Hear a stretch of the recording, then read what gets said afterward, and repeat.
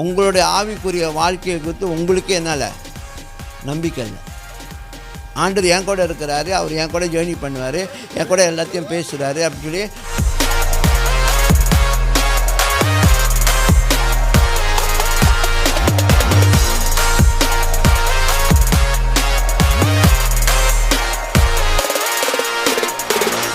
ஏமேன் ஏமேன்.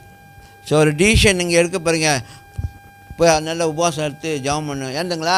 உங்களுடைய ஆவிக்குரிய வாழ்க்கையை குறித்து உங்களுக்கே என்னால் நம்பிக்கை இல்லை. ஆண்டவர் என் கூட இருக்கிறாரு, அவர் என் கூட ஜேர்னி பண்ணுவார், என் கூட எல்லாத்தையும் பேசுகிறாரு அப்படின்னு சொல்லி நம்பிக்கை இல்லாதனால நீங்கள் என்ன செய்றீங்க, இன்னும் உபவாசம் பண்ணால் தான் கூர்மையாகும். என்னது என்கிட்ட இன்னும் கூர்மையாக செயல்படணும். அது நீங்கள் உங்களை குறித்து பண்ணுற டவுட், உங்களை குறித்து நீங்களே சந்தேகப்பட்டுக்கிறீங்க.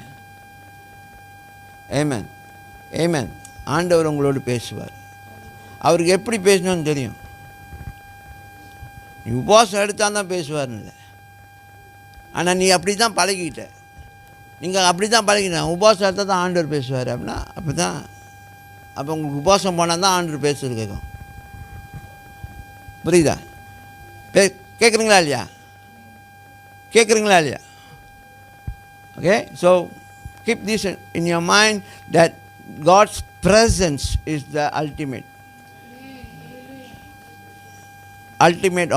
objective.